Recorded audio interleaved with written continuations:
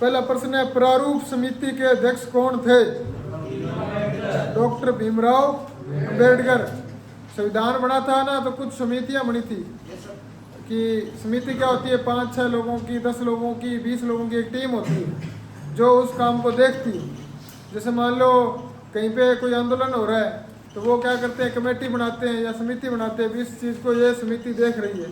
फिर वे 5, 10, 20 लोग समिति है जो वो उस चीज़ पे काम करती है। फिर उसके बाद में रिपोर्ट बनाती है कि ये चीज़ें सही है, ये गलत है, इसको ऐसे किया जा सकता है। वो रिपोर्ट सरकार के पास जाती है। ऐसे ही प्रारूप समिति, जो संविधान का प्रारूप है, कैसा होना चाहिए, क्या करना चाहिए, प्रारूप समिति थी, उसके अध्यक्ष थे भीमराव अम्बेडकर।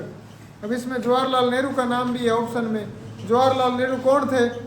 भारत के पहले प्रधानमंत्री थे। और राजेंद्र प्रसाद कौन थे? पहले राष्ट्रपति थे। और पटेल जी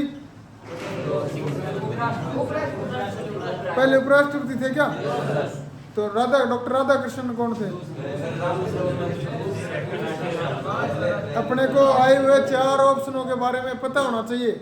अगर आपको यहाँ पूरी जानकारी नहीं मिलती है तो यहाँ से जाते हो रूम में, तो गूगल में या फिर यूट्यूब में डाल के देखना, सरदार वल्लभ भाई पटेल, डॉक्टर राजेंद्र प्रसाद, तो पूरा याद हो जाएगा। एक ही पर्सन से 4 बंदों के बारे में जानकारी हो जाएगी। हो सकता है इन 4 में से एक पे पर्सन आ जाए, और आर्मी में हर बार इन 4 पे एक आता ही आता है।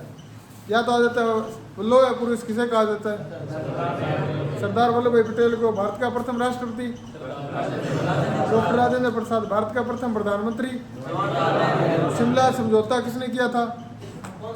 शिमला समझौता किस प्रधानमंत्री ने किया था? तो कब हुआ था शिमला समझौता? मेरे आइडिया तो 55 में होना चाहिए, बाकी पढ़ लेना। ऐसे पढ़ा करो जोड़ के, तब याद रहेगा। दूसरा प्रश्न है, महमूद गजनवी के समय कौन भारत आया? अल बरूनी आया था। अल बरूनी, ये इब्न बतूता, ये भी एक लेखक है। इसकी किताब कौन सी है इब्न बतूता की? किताबुल हिंद किसकी है? तोता हिंद किसकी है? ये पढ़ना आप, ठीक है। लेखक और खासकर मुगलों के लेखक ज़्यादा आते हैं, ठीक है। इब्न बतूता, अल बरूनी, एक अमीर खुसरो, उसकी किताबें, ठीक है भाई। अंग अगर चंपा की राजधानी है तो उसी प्रकार गंधार किसकी है? तक्षशिला की। तक्षशिला की स्थापना किसने की थी? तक्षशिला कहाँ पे है? नालंदा कहाँ है फिर? नालंदा बिहार में है ना। ऐसे ही नालंदा का संस्थापक कौन था? तो इसका धर्मपाल होना चाहिए, धर्मपाल, ठीक है। आप पढ़ना, रट्टा मारना। तक्षशिला का संस्थापक। अमृतसर की स्थापना किसने की थी? सिखों के प्रथम गुरु कौन थे भाई? और अंतिम 10वें? और अमृतसर मंदिर किसने बनाया था? ठीक है। और खालसा पंथ की स्थापना किसने की थी? ठीक है। रजिया सुल्तान का शासनकाल कब से कब तक रहा?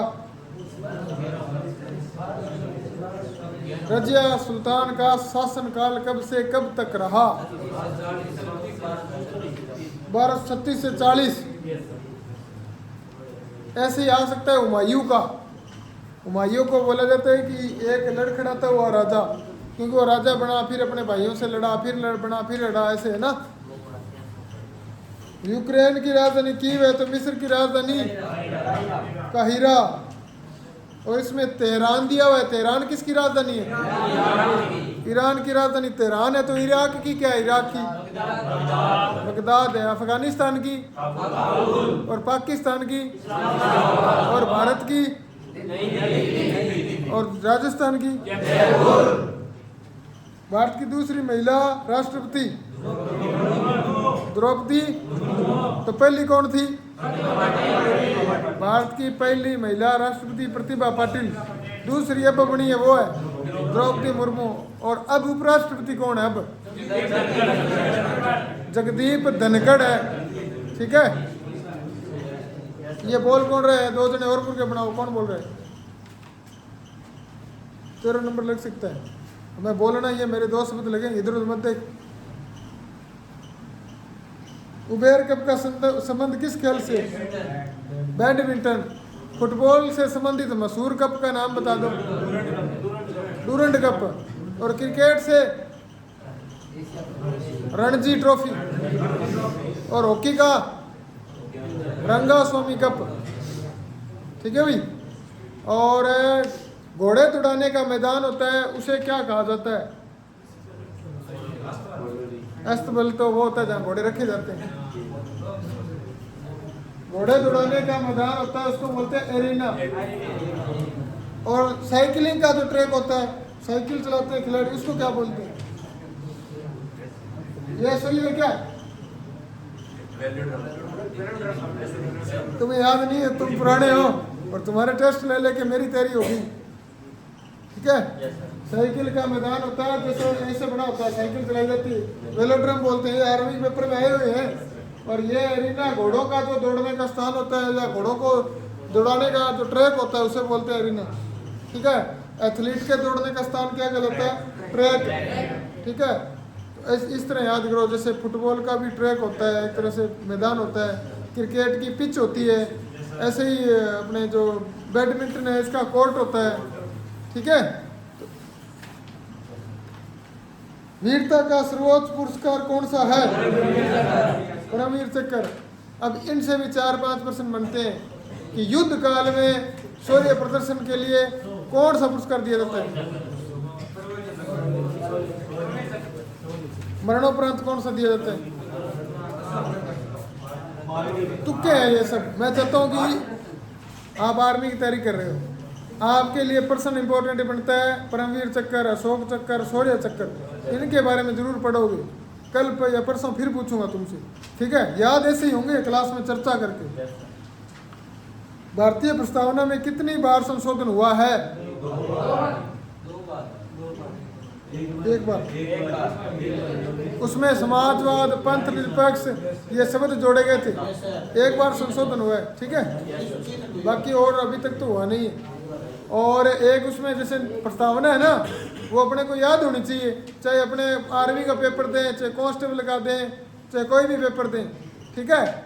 उसमें जैसे 3-4 शब्द जैसे आ गया कि कितने प्रकार का न्याय दिया गया है, तो उसमें लिखा हुआ है कि काम की स्वतंत्रता है, बोलने की अभिव्यक्ति की आज़ादी है, ऐसे बहुत सारी चीज़ें हैं। तो प्रस्तावना भी पढ़ लेना एक बार।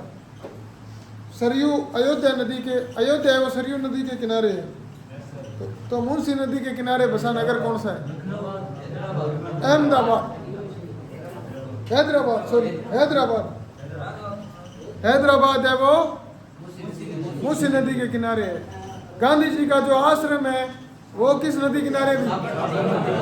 साबरमती नदी किनारे है। रतनलाल आपसे नहीं पूछा, आप कान पकड़े रखो। बिरजू जी महाराज का संबंध किस नृत्य से है? कथक से बिरजू महाराज का संबंध है। तमिलनाडु की तरफ एक खेल होता है जिसमें एक सांड को भगाया जाता है, बहुत सारे लोग उसको पकड़ते हैं, वो खेल कौन सा होता है? जल्लीकट्टू खेल होता है, ठीक है। जल्लीकट्टू ये एक खेल है उधर का, इसमें एक गोदा सा भगाते हैं, उसको पकड़ते हैं सारे, ठीक है। ये उधर का खेल है। तो डांडिया कहाँ का है? डांडिया, ऐसे डांडिया खेलते हैं ना, गुजरात का, ठीक है। और घूमर कहाँ का प्रसिद्ध है? अग्नि नृत्य कहाँ का है? कतरिया सर बीकानेर राजस्थान, ठीक है। भांगड़ा कहाँ का है? और आर्मी में एक बार आता है नृत्य, मैंने पहले बताया भी था, ये कहाँ का है? तुक्के मत मारो, ये है जम्मू कश्मीर का प्रसिद्ध।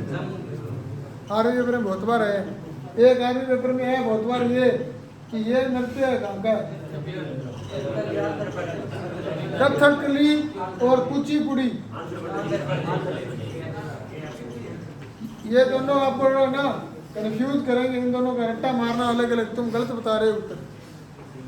केंद्रीय चावल अनुसंधान केंद्र कहाँ है? कटक में। अगर अंतर्राष्ट्रीय आ जाए तो अलग होगा। कटक कहाँ है? कटक महाराष्ट्र में है ना, उड़ीसा में है। केंद्रीय चावल अनुसंधान केंद्र है कटक उड़ीसा में। और अगर आ जाए अंतर्राष्ट्रीय यानी देशों के अंदर है तो वो बाहर है, बाहर से बाहर है, ठीक है। और चीनी का कटोरा कौन सा देश कहलाता है? क्यूबा। और भारत के अंदर गन्ना अनुसंधान केंद्र कहाँ है? गन्ना कोयम्बटूर, और तंबाकू राजमुंदरी और नारियल कासरगोड़ा। ठीक है, जैविक कृषि अनुसंधान संस्थान का है चंडीगढ़ में, डेयरी अनुसंधान संस्थान करनाल हरियाणा में। तुम्हें याद ही नहीं है कुछ यार, कर क्या रहे हो, बोल ही नहीं रहे हो। पहले तैयारी कर रही हमारी यहाँ भी अब बिल्कुल फट के हाथ में आ रखी। जिलों का देश कौन सा है और सफेद हाथियों का देश कौन सा है? यानी सफेद हाथियों का देश है थाईलैंड, बहुत सारी जिले का है फिनलैंड में। ठीक है, और नहरों का देश कौन सा है? नहरों का पाकिस्तान, कंगालों वाला देश है नहरों का। ठीक है, वहाँ पानी बहुत है। सर्वाधिक जूट उत्पादन वाला भारत, जूट इसमें बहुत ज़्यादा उत्पादित होती है। WBC का अन्य नाम बताओ। अब देखो WBC, RBC और प्लेटलेट्स, 3 चीज़ें खून में होती हैं। अभी जो WBC उसे तो बोला जाता है ल्यूकोसाइट, RBC को बोला जाता है इरिथ्रोसाइट और प्लेटलेट्स को बोला जाता है थ्रोम्बोसाइट। ठीक है, तीनों याद कर लेना, इंपॉर्टेंट है। एक आर्मी में बार बार आता है। RBC का जीवन काल 120 से 80 से 120 दिन और WBC का जीवन काल 5 से 7 दिन। ठीक है, एक आर्मी पर्सन आता है कि अगर अपने पहाड़ी पे चले गए तो RBC बढ़ेगी या घटेगी? क्यों बढ़ेगी? ऑक्सीजन की कमी आएगी इसलिए बढ़ जाती है। ठीक है, और एक पर्सन आता है, पहाड़ पे चढ़ता हुआ आदमी आगे की ओर झुकता है, पीछे की ओर झुकता है? ऐसे चढ़ते हैं तो ऊपर ऐसे झुक के चढ़ते हैं ना। तो थोड़े कॉमन सेंस के पर्सन आते हैं जो ऐसे लगता है किसी ने पढ़ाया नहीं। ठीक है, जैसे उन्होंने अब की बार दिया था, निम्न में से प्रदूषण के लिए जिम्मेवार है धुआं, ओस, हिमानी। तो तुमने पता है अभी धुंध है, धुंध तो नॉर्मल कोहरा है, प्रदूषण कौन करता है? धुआं करता है। तो वहाँ बंदा कई बार ये सोचता है यार धुंध में दिखा कौन ही, धुंध ही है। ठीक है, ये दिमाग थोड़ा लगाना, प्रश्न को 2 बार पढ़ना फिर करना। आगे वाला है, मैजीफेरा इंडिका किसका वास्तविक नाम है? मैग्नीफेरा इंडिका कौन है? आम है। तो बोस इंडिका कौन है? गाय। बोस इंडिका है गाय। वैज्ञानिक नाम आपको रट्टे मारने हैं ना। कमल का भी ऐसे है, नीलंबो करके, वो है कमल के फूल का नाम। आगे वाला है, RBC का जीवन काल 120 दिन। पौधों में भोजन का परिवहन कौन करता है? पौधों में 2 चीज होती हैं, पौधों में जाइलम और फ्लोएम, और एक पौधों में होती है कोशिका भित्ति। ठीक है, प्रश्न ऐसे भी आता है, कोशिका भित्ति पाई जाती है संजीव जगत में, पादप जगत में, टेरोडोफाइटा में, थैलोफाइटा में से। तो सीधा से पादप जगत में होती है। और जाइलम होता है वो जल का परिवहन करता है, और फ्लोएम होता है वो फूड का करता है, यानी भोजन का। ठीक है, फ्लोएम है, भोजन का पूछा है, फ्लोएम सही है। जाइलम तो जल का है। अगर आ जाता है जल का परिवहन कौन करता है तो ओनली जाइलम। फूड का, फूड यानी भोजन, भोजन का फ्लोएम। क्लोरोफिल पाया जाता है, पत्तियों में क्लोरोफिल होता है। और पत्तियों का हरा रंग किसके कारण होता है? हरे कलर के कारण होता है। और प्रकाश संश्लेषण में सबसे ज़्यादा प्रकाश संश्लेषण पत्तियां ही करती है। पत्तियों पे प्रकाश बनता है और भोजन भी पत्तियां ही बनाती है। कई बार अपने को लगता है कि तना कर देते हैं, लेकिन तना नहीं बनाता। ठीक है, कोशिका की प्रोटीन की फैक्ट्री राइबोसोम। कोशिका की प्रोटीन फैक्ट्री राइबोसोम। अगर वही प्रश्न याद आता तो कोशिका का शक्ति गृह तो माइटोकॉन्ड्रिया। और ऐसे आता था कोशिका की आत्मघाती थैली लाइसोसोम।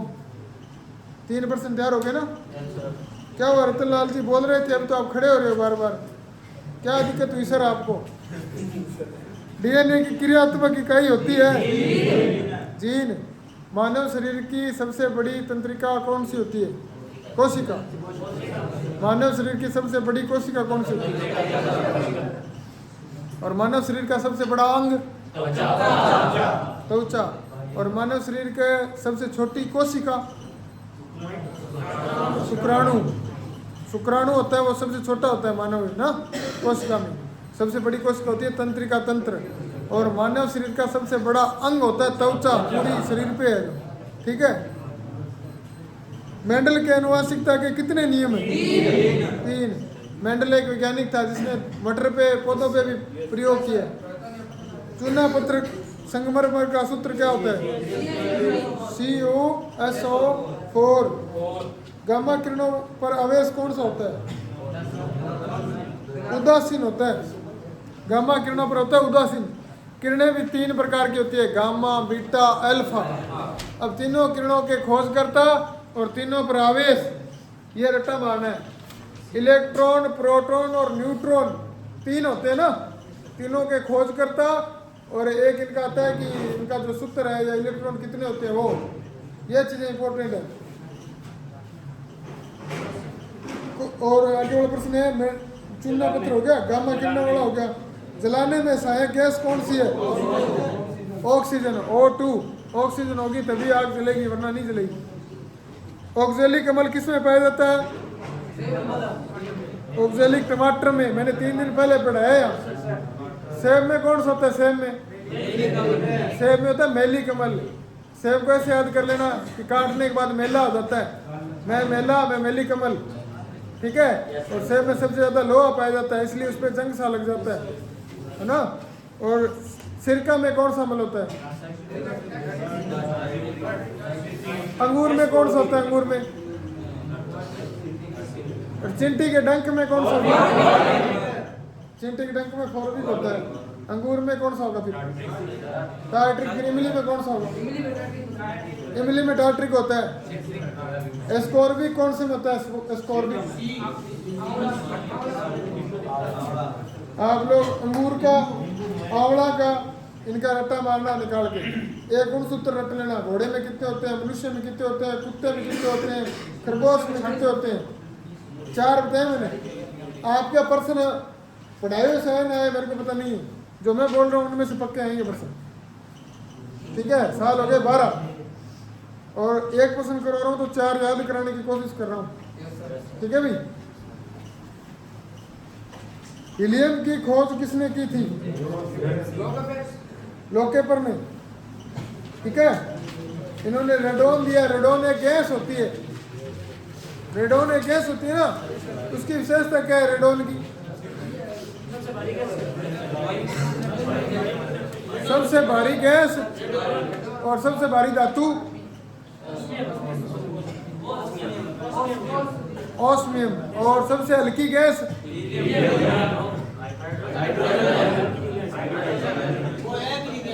अब आप इसमें कंफ्यूज हो गए।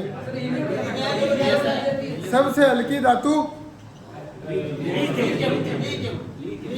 लिथियम। और सबसे भारी धातु, सबसे हल्की गैस। तो गुब्बारों में कौन सी भरी जाती थी? और हवाई जहाज के टायरों में? जो मैं बता रहा हूँ वो याद करना। याद नहीं है तो जाके सर्च मारना। और अगर तुमको याद नहीं है कि सर ने क्या क्या बोला था तो ये रिकॉर्ड हो रहा है, यूट्यूब पे आ जाएगा। ठीक है। पूरी रात देखना। आगे वाला है, डॉब्सन किसकी इकाई है?